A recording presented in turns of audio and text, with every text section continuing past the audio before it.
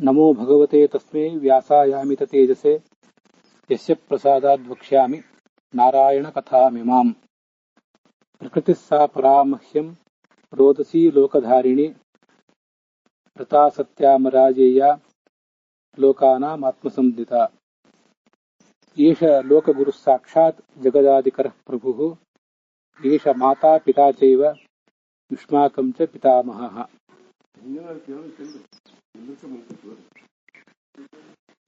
M Brahma ವರುಣೇಂದ್ರ ರುದ್ರ ಮೃತಃ ತುನ್ವಂತಿ ದಿವೈಸ್ಸದೈಃ ವೇದೈಃ ಸಾಂಗ ಪದಕ್ರಮೋಪನಿಷದೈಃ ಗಾಯಂತಿ ಯಂ ಸಾಮಗಾಃ.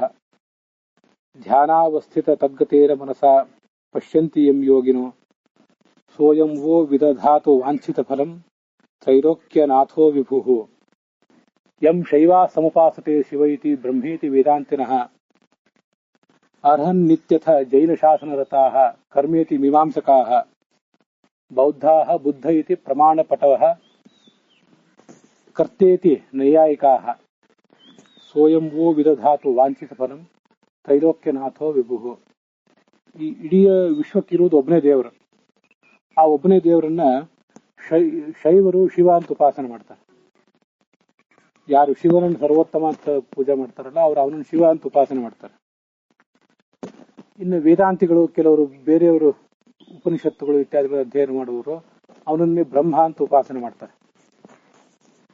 ಅರ್ಹನ್ ನಿತ್ಯತ ಜೈನ ಶಾಸನರತಾಃ, ಯಾರು ಜೈನ ಮತಾವಲಂಬಿಗಳಿದ್ದಾರೆ ಅವರು ಅವನನ್ನೇ ಅರ್ಹನ್ ಅಂತ ಉಪಾಸನೆ ಮಾಡ್ತಾರೆ. ಓಂ ನಮೋ ಅರಿಹಂತಾಣಂ ಅಂತ ಅವನನ್ನೇ ಉಪಾಸನೆ ಮಾಡ್ತಾರೆ. ಕರ್ಮೇತಿ ಮೀಮಾಂಸಕಾಃ, ಮೀಮಾಂಸಕರು ಅಂತ ಮತ್ತೊಂದು ಪ್ರಭೇದ, ಉಪಾಸಕರ ಪ್ರಭೇದ. ಅವರು ಆತನನ್ನ ಕರ್ಮ ಅಂತ ಉಪಾಸನೆ ಮಾಡ್ತಾರೆ. ಬೌದ್ಧರು ಆತನನ್ನೇ ಭಗವಾನ್ ಬುದ್ಧ ಅಂತ ಉಪಾಸನೆ ಮಾಡ್ತಾರೆ. ಅಲ್ಲೇತಿ ಮಹಮ್ಮದಾಹ ಅಂತನೂ ಶ್ಲೋಕ. ಮಹಮ್ಮದನ ಅನುಯಾಯಿಗಳು ಅವನನ್ನೇ ಅಲ್ಲ ಅಂತ ಉಪಾಸನೆ ಮಾಡ್ತಾರೆ. ಕರ್ತ ಅಂತ ಅವನನ್ನು ನೈಯಾಯಿಕರು ಉಪಾಸನೆ ಮಾಡ್ತಾರೆ. ಕರ್ತ ಅಂತ ಅವನನ್ನೇ ಕ್ರೈಸ್ತರಾದವರು ಉಪಾಸನೆ ಮಾಡ್ತಾರೆ. ಇಡೀ ವಿಶ್ವಕ್ಕಿರೋದು ಒಬ್ಬನೇ ದೇವತೆ, ಅವನೇ ಎಲ್ಲರನ್ನೂ ಕಾಪಾಡೋದು. ನಮ್ಮ ಅಪೇಕ್ಷೆಗಳನ್ನು ಈಡೇರಿಸುವವನು ಅವನೇ. ತಾರಾತ್ವಂ ಸುಗತಾಗಮೇ ಭಗವತಿ ಗೌರೀತಿ ಶೈವಾಗಮೇ ವಜ್ರ ಕೌಲಿಕ ಶಾಸನೆ ಜಿನಮತೆ ಪದ್ಮಾವತಿ ವಿಶ್ರುತ. ಗಾಯತ್ರಿ ಶ್ರುತಿಶಾಲಿನ ಪ್ರಕೃತಿಯುಕ್ತಾಸಿ ಸಾಂಖ್ಯಾಗಮೆ ಮಾತರ್ಭಾರತಿ ಕಿಂ ಪ್ರಭೂತ ಭಣಿತೈ ವ್ಯಾಪ್ತಂ ಸಮಸ್ತಂ ತ್ವಯಾ. ಇದು ಈ ಎರಡನೇ ಶ್ಲೋಕ. ಇದು ತಾಯಿ ಭಾರತೀಯ ಸ್ತೋತ್ರ. ಎಲ್ಲಾ ಕಡೆ ಇರುವುದು ತಾಯಿ ಭಾರತಿ ಒಬ್ಬಳೆ. ಅವಳನ್ನ ತಾರಾತ್ವಂ ಸುಗತಾಗಮೆ, ಬೌದ್ಧರು ಅವಳನ್ನ ತಾರಾ ಭಗವತಿ ಅಂತ ಉಪಾಸನೆ ಮಾಡ್ತಾರೆ. ಶೈವರು ಅವಳನ್ನ ಗೌರಿ ಅಂತ ಉಪಾಸನೆ ಮಾಡ್ತಾರೆ. ವಜ್ರ ಕೌಲಿಕ ಶಾಸನೆ, ಕೌಲಿಕ ಅಂತ ಮತ್ತೊಂದು ಪಂಥ, ಅವರು ಅವಳನ್ನ ವಜ್ರಾದೇವಿ ಅಂತ ಉಪಾಸನೆ ಮಾಡ್ತಾರೆ. ಜಿನಮತೆ ಪದ್ಮಾವತಿ ವಿಶ್ರುತ, ಅವಳನ್ನೇ ಜೈನರು ಹೊಂಬುಜ ಮೊದಲಾದ ಕ್ಷೇತ್ರದಲ್ಲಿ ಪದ್ಮಾವತಿ ಅಂತ ಉಪಾಸಿಸ್ತಾರೆ. ವೇದಗಳನ್ನು ಓದುವವರು, ಗಾಯತ್ರಿ ಜಪ ಮಾಡುವವರು ಅವಳನ್ನೇ ಗಾಯತ್ರಿ ಅಂತ ಉಪಾಸನೆ ಮಾಡ್ತಾರೆ. ಗಾಯತ್ರಿ ಶ್ರುತಿಶಾಲಿನಾಂ ಪ್ರಕೃತಿಯುಕ್ತಾಸಿ ಸಾಂಖ್ಯಾಗಮೆ, ಸಾಂಖ್ಯ ಶಾಸ್ತ್ರಜ್ಞರು, ಸಾಂಖ್ಯ ಸಿದ್ಧಾಂತವನ್ನು ಅವಲಂಬಿಸಿದವರು ಅವಳನ್ನೇ ಪ್ರಕೃತಿ ಅಂತಾರೆ. ಕಿಂ ಪ್ರಭೂತ ಭಣಿತೈ, ಹೆಚ್ಚು ಹೇಳಿ ಏನು ಉಪಯೋಗ. ಮಾತರ್ ಭಾರತಿ, ತಾಯಿ ಭಾರತಿ. ವ್ಯಾಪ್ತಂ ಸಮಸ್ತಂ ತ್ವಯ, ಹಿಂದೆ ಇದ್ದದ್ದು, ಇಂದು ಇರುವುದು, ಮುಂದೆ ಇರುವುದು. ಮೇಲೆ ಆಕಾಶ, ಕೆಳಗೆ ಭೂಮಿ, ಅದ್ರ ಕೆಳಗೆ ಪಾತಾಳ, ನಮ್ಮ ಒಳಗೆ ಹೊರಗೆ ಎಲ್ಲ ಜಾತಿ ಮತ ಪಂಥ ಎಲ್ಲಾ ಕಡೆ ಇರುವುದು ತಾಯಿ ಭಾರತಿ ಒಬ್ಬಳೆ. ಆ ತಾಯಿ ಭಾರತಿಗೆನೆ ಇವೆಲ್ಲ ಹೆಸರು. ಭಗವತಿ ಮತ್ತೆ ಪದ್ಮಾವತಿ, ಗಾಯತ್ರಿ, ಗೌರಿ ಇತ್ಯಾದಿ ಹೆಸರು. ಇದಿಷ್ಟು ನಾವು ಭಗವದ್ಗೀತೆ ನೋಡೋದಕ್ಕಿಂತ ಮೊದಲು ಶಾಸ್ತ್ರದ ಸಾರ ಏನು ಅಂತ ನೋಡಿದ್ದೇವೆ. ಧರ್ಮಕ್ಷೇತ್ರೇ ಕುರುಕ್ಷೇತ್ರೇ ಸಮವೇತ ಯುಯುತ್ಸವ ಮಾಮಕಾಹ ಪಾಂಡವಾಶ್ಚೈವ ಕಿಮಕುರುವತ ಸಂಜಯ. ಈ ಧೃತರಾಷ್ಟ್ರನಿಗೆ ಕಣ್ಣಿರ್ಲಿಲ್ಲ, ಹೊರಗಂತೂ ಕಣ್ಣು ಕಾಣಿಸ್ತಿರ್ಲಿಲ್ಲ. ಒಳಗಿನ ಕಣ್ಣು ಇರ್ಲಿಲ್ಲ, ಅವನಿಗೆ ವಿವೇಕನೂ ಹೋಗಿತ್ತು. ಅವನ ವಿವೇಕ ಹೋಗಿದ್ರಿಂದಲೇ ಅವನು ತನ್ನ ಮಕ್ಕಳಿಗೆ ಬೇಕಾಬಿಟ್ಟಿ ಪ್ರೋತ್ಸಾಹ ಕೊಟ್ಟ. ಆ ಮಕ್ಕಳು ದುರ್ಮಾರ್ಗ ಹಿಡಿದ್ರು. ಆದ್ರಿಂದ ಈ ಯುದ್ಧದ ಪರಿಸ್ಥಿತಿ ಬಂತು. ಅವನಿಗೆ ಹೊರಗಿನ ಕಣ್ಣು ಕಾಣ್ತಿರ್ಲಿಲ್ಲ. ಆದ್ರಿಂದ ಸಂಜಯ ಅಂತ ಹೇಳಿ ಆತನ ಒಬ್ಬ ಆಪ್ತ, ಅವನು ಸಾರಥಿ. ಸಾರಥಿ ಅಂದ್ರೆ ಕೇವಲ ರಥ ಹೊಡೆಯುವವನಲ್ಲ, ಮಂತ್ರಿಯೂ ಹೌದು. ದೊಡ್ಡ ಜ್ಞಾನಿಯೂ ಹೌದು ಸಂಜಯ.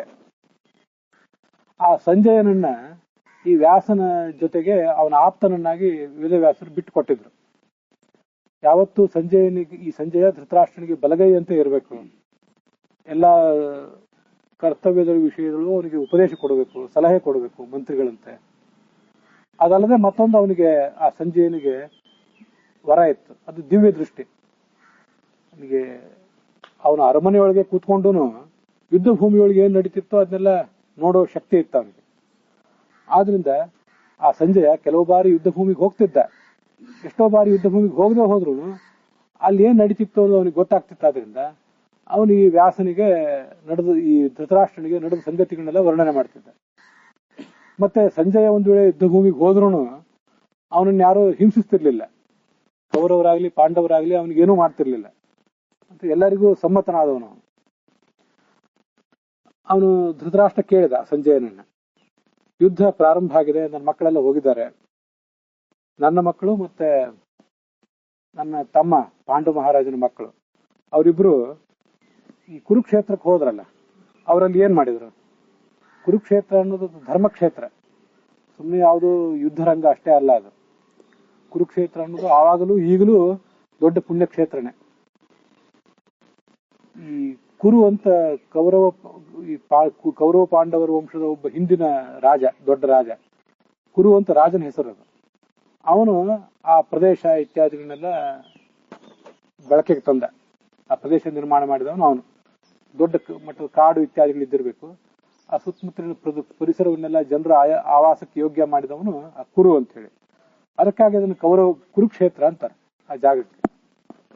ಮತ್ತೆ ಆ ಕುರುವಿನ ವಂಶದಲ್ಲೇ ಬಂದವರಾದ್ರಿಂದ ಇವ್ರನ್ನೆಲ್ಲ ಕೌರವರು ಅಂತಾರೆ. ಮಾಮಕಾಹ, ಆ ಧೃತರಾಷ್ಟ್ರನಿಗೆ ತನ್ನ ಮಕ್ಕಳ ಬಗ್ಗೆ ಅಭಿಮಾನ. ಧೃತರಾಷ್ಟ್ರನಿಗೆ ತನ್ನ ಮಕ್ಕಳು ಪಾಂಡುವಿನ ಮಕ್ಕಳು ಎಲ್ಲರೂ ಮಕ್ಕಳೇ, ಅದರಿಂದ ಇವರೆಲ್ಲರೂ ನನ್ನವರು ಅಂತಾನೆ ಪರಿಗಣನೆ ಮಾಡ್ಬೇಕಿತ್ತು, ಅವನು ಮಾಡ್ಲಿಲ್ಲ. ಆದ್ರೆ ನನ್ನ 100 ಜನ ಮಕ್ಕಳು ನನ್ನವರು ಅಂತ ಅದನ್ನ ಹೆಸರು ಹೇಳಿದ. ಇನ್ನು ಉಳಿದ 5 ಜನ ಏನಿದ್ದಾರಲ್ಲ ಅವ್ರನ್ನ ಪಾಂಡವಾಹ ಅಂತ ಹೇಳಿ ಪಾಂಡುವಿನ ಮಕ್ಕಳು ಅಂತ ಹೇಳಿದ. ಅವನಿಗೇನು ಒಳಗೆ ತಾರತಮ್ಯದ ಧೋರಣೆ ಇತ್ತಲ್ಲ, ಅದು ಅವನ ಮಾತಿನೊಳಗೆ ವ್ಯಕ್ತ ಆಯ್ತು. ಅಂತೂ ಇಷ್ಟನ್ನು ಅವನು ಕೇಳಿದ್ಮೇಲೆ ಸಂಜಯ ಅಲ್ಲಿ ಹೇಳಲಿಕ್ಕೆ ತೊಡಗಿದ. ನಾನು ಪ್ರತಿಯೊಂದು ಶ್ಲೋಕ ಏನು ಓದೋದಿಲ್ಲ, ನೀವು ಬೇಕಾದ್ರೆ ಪ್ರತಿಯೊಂದು ಶ್ಲೋಕವನ್ನು ಗಮನಿಸಿ ನಿಮ್ಮ ಹತ್ರ ಪುಸ್ತಕ ಇದ್ರೆ. ಆಗ ಸಂಜಯ್ ಏನ್ ಹೇಳಿದ? ಕೌರವರ ಮತ್ತು ಪಾಂಡವರ ಸೈನ್ಯ ಎರಡು ಎದುರು ಬದುರಾಗಿ ನಿಂತ್ಕೊಂಡಿದ್ದು. ಹಾಗೆ ನಿಂತ್ಕೊಂಡಿದ್ದಾಗ ಈ ದುರ್ಯೋಧನ ಆ ಪಾಂಡವರ ಸೈನ್ಯ ಮತ್ತು ಕೌರವರ ಸೈನ್ಯ ಎರಡನ್ನು ನೋಡಿದ. ಎರಡನ್ನು ನೋಡಿ ತನ್ನ ಆಚಾರ್ಯ ಅಂದ್ರೆ ದ್ರೋಣಾಚಾರ್ಯ, ಹಿಂದಿನಿಂದಲೂ ಕೌರವ ಮತ್ತು ಪಾಂಡವರಿಗೆಲ್ಲ ವಿದ್ಯಾಭ್ಯಾಸ ಮಾಡಿಸಿದವರು ಈ ದ್ರೋಣ, ಅವ್ರ ಬಳಿಗೆ ಬಂದ. ಅವ್ರಿಗೆ ಬಂದು ಈ ತರದ ಮುಂದಿನ ಮಾತು ಹೇಳಿದ. ಕೌರವರ ಸೈನ್ಯಕ್ಕೆ ಭೀಷ್ಮ ಸೇನಾಪತಿಯಾಗಿದ್ದರು, ಮತ್ತೆ ಪಾಂಡವರ ಸೈನ್ಯಕ್ಕೆ ಧೃಷ್ಟದ್ಯುಮ್ನ ಸೇನಾಪತಿಯಾಗಿದ್ದ. ಧೃಷ್ಟದ್ಯುಮ್ನ ಅಂದ್ರೆ ದ್ರೌಪದಿಯ ಅಣ್ಣ, ಅವನು ಸೇನಾಪತಿಯಾಗಿದ್ದ. ಕೌರವರ ಸೈನ್ಯಕ್ಕೆ ಭೀಷ್ಮರು ಸೇನಾಪತಿಗಳಾಗಿದ್ದರು. 18 ದಿವಸ ಯುದ್ಧ ನಡೆದಾಗ ಮೊದಲ 10 ದಿವಸ ಭೀಷ್ಮರು ಸೇನಾಪತಿಯಾಗಿ ಹೋರಾಡಿದರು. 10ನೇ ದಿವಸದ ಕೊನೆಗೆ ಅವರು ಬಿದ್ರು, ಅವರ ಸಾವಾಯ್ತು. ಸಾವು ಇನ್ನೂ ಬಹಳ ವಿಳಂಬವಾಗಿ ಆಯ್ತು. ಅಂತೂ ಅವರು ಯುದ್ಧ ಮಾಡ್ಲಿಕ್ಕೆ ಆಗದಂತೆ ಮೈಗೆಲ್ಲ ಶಸ್ತ್ರಾಸ್ತ್ರಗಳು ಏಟನ್ನು ತಿಂದು ನೆಲಕ್ಕೆ ಬಿದ್ರು. ಮುಂದೆ ದ್ರೋಣರ ಸೇನಾಪತಿ ಆದ್ರು. ಅಂತೂ ಆ ದ್ರೋಣರ ಬಳಿಗೆ ಬಂದು ಈ ಮುಂದಿನ ಮಾತನ್ನು ಹೇಳಿದಂತೆ. ಎದುರುಗಡೆ ಪಾಂಡವರ ಸೈನ್ಯ ಇತ್ತು, ಅದನ್ನು ನೋಡಿದ ಈ ದುರ್ಯೋಧನ.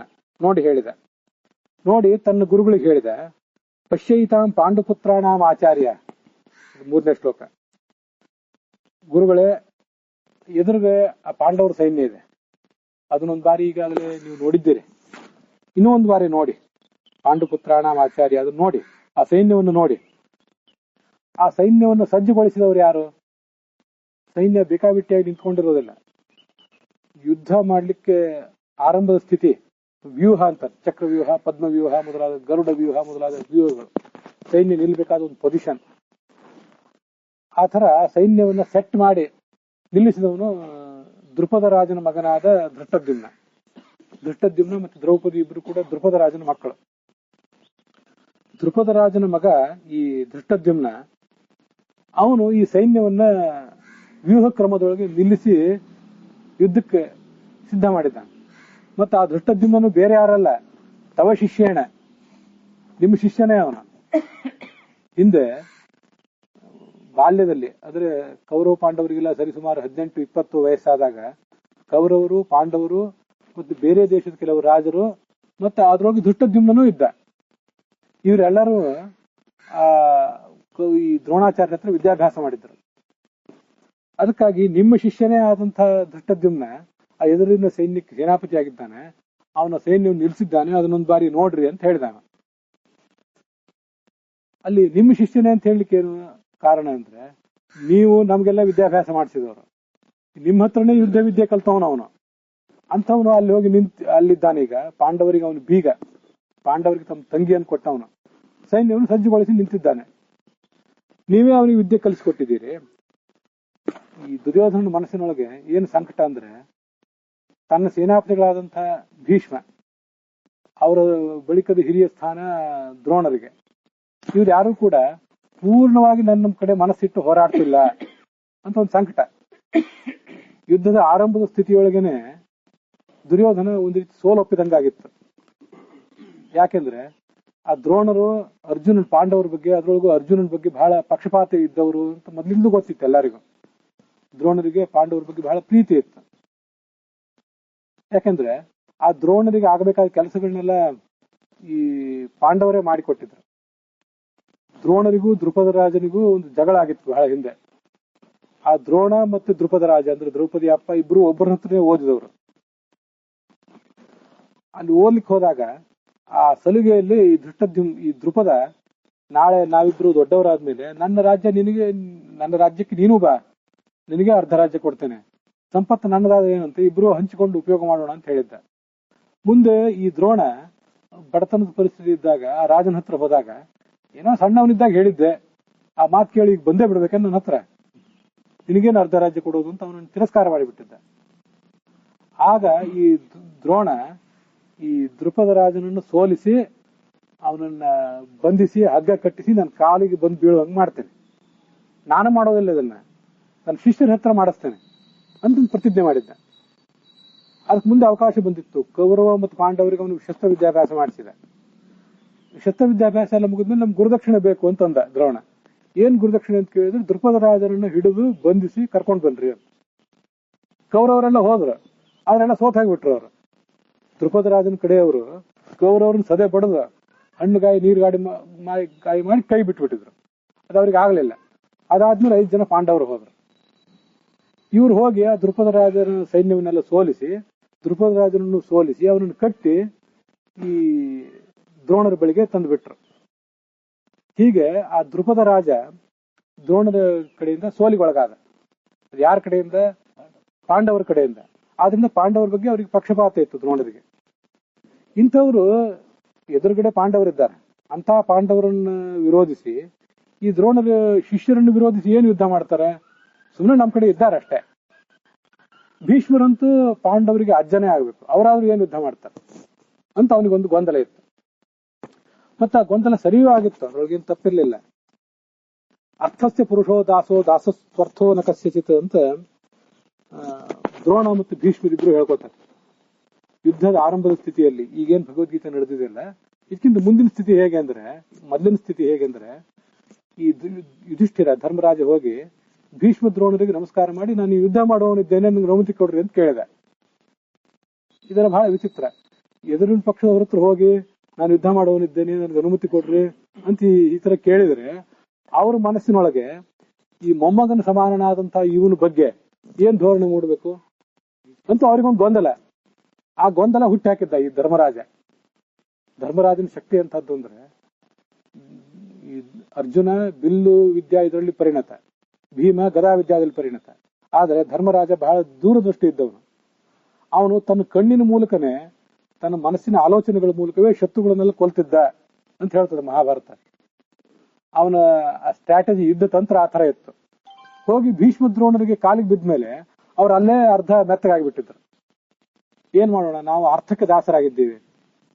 ಈ ದುರ್ಯೋಧನ ನಮ್ಗೆ ಒಳ್ಳೆ ಸ್ಥಾನಮಾನಗಳನ್ನು ಕೊಟ್ಟು ನಮ್ ಕಡೆ ಇಟ್ಕೊಂಡ್ಬಿಟ್ಟಿದ್ದಾನೆ. ಅವನನ್ನ ಮೀರಿ ನಿಮ್ ಕಡೆ ಬರುವಂತಿಲ್ಲ. ನಮ್ ಮನಸ್ಸು ನಿಮ್ ಕಡೆ, ನಮ್ ದೇಹ ಕೌರವ್ರ ಕಡೆ ಅಂತ ಅವರು ಆ ಧರ್ಮರಾಜನ ಎದುರಿಗೆ ಆ ಓಪನ್ ಫೀಲ್ಡ್ ಒಳಗೆ ಒಪ್ಕೊಂಡ್ಬಿಟ್ಟಿದ್ರು. ಇದೆಲ್ಲ ಇವನಿಗೆ ಗೊತ್ತಾಗಿತ್ತು. ಆದ್ರಿಂದ ಆಗಾಗಲೇ ಅವ್ರ ಅರ್ಧ ಸ್ವತಂತ್ರ ಆಗಿತ್ತು ಈ ದುರ್ಯೋಧನ. ಅಂತವನು ಹೇಳ್ತಾನೆ, ಗುರುಗಳೇ ನಿಮ್ ಶಿಷ್ಯ ಅಲ್ಲಿದ್ದಾನೆ ನೋಡಿ, ಈ ದ್ರುಪದ ರಾಜನ ಮಗ ಧೃಷ್ಟದ್ಯುಮ್ನ ಸೈನ್ಯ ಸಜ್ಜುಗೊಳಿಸಿ ನಿಂತಿದ್ದಾನೆ.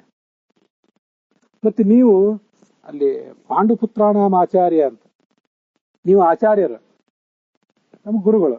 ಯಾರಿಗ ಆಚಾರ್ಯರು ಅಂದ್ರೆ ನಮ್ಗೆಲ್ಲರಿಗೂ ಆಚಾರ್ಯರು ಇರಬಹುದು, ಆದ್ರೆ ಪಾಂಡುಪುತ್ರಾಣಾಮ ಆಚಾರ್ಯ, ಪಾಂಡುಪುತ್ರರಿಗೆ, ಪಾಂಡುವಿನ ಮಕ್ಕಳಾದ 5 ಜನ ಪಾಂಡವರಿಗೆ ನೀವು ವಿಶೇಷವಾಗಿ ಗುರುಗಳು ಅಂತ ಆ ಥರದ ವ್ಯಂಗ್ಯನೂ ಅಲ್ಲಿತ್ತು. ಈ ಥರದ ಎಲ್ಲಾ ವ್ಯಂಗ್ಯಗಳನ್ನು ಆ ಭೀಷ್ಮ ದ್ರೋಣ ಇವರೆಲ್ಲ ಸಹಿಸಿಕೊಂಡು ಅವನ ಜೊತೆ ಇರಬೇಕಾಗಿತ್ತು. ಅವ್ರಿಗೆ ಬದುಕುವುದಕ್ಕಿಂತ ಸಾಯುವುದೇ ಹೆಚ್ಚು ಸುಖಕರ ಅನ್ಸಿತ್ತು. ಆದ್ರಿಂದ ಅವ್ರ ಅರ್ಧ ಸತ್ತೋಗಿ ಬಿಟ್ಟಿದ್ರು ಆಗಾಗಲೇ, ಯುದ್ಧ ಪ್ರಾರಂಭ ಆಗೋದಕ್ಕಿಂತ ಮುಂಚೆನೆ. ಯಾಕಂದ್ರೆ ಈ ಸೇನಾಪತಿಗಳು ನನಗಾಗಿ ಪೂರ್ಣ ಮನಸ್ಸಿನ ಯುದ್ಧ ಮಾಡೋದಿಲ್ಲ ಅಂತ ಅವನಿಗೆ ಗೊಂದಲ ಇತ್ತು. ಅಂತ ಗೊಂದಲದ ವ್ಯಂಗ್ಯದ ಮಾತುಗಳನ್ನ ಅವಾಗ ಅವ್ರಿಗೆ ಆಡ್ತಿದ್ದ. ಅದ್ ಕೇಳಿ ಅವ್ರಿಗೆ ದುಃಖ ಆಗ್ತಿತ್ತು. ಇಂಥ ಪರಿಸ್ಥಿತಿ ಇತ್ತು. ಅದಕ್ಕಾಗ ಆ ಸೈನ್ಯ ಒಂದೊಂದು ಬಾರಿ ನೋಡಿ ಎಷ್ಟೆಷ್ಟು ದೊಡ್ಡ ದೊಡ್ಡ ಪರಾಕ್ರಮಿಗಳಿದ್ದಾರೆ ಅಲ್ಲಿ ನೋಡಿ ಅಂತ ಅವರಿಗೆ ತೋರಿಸಿದ.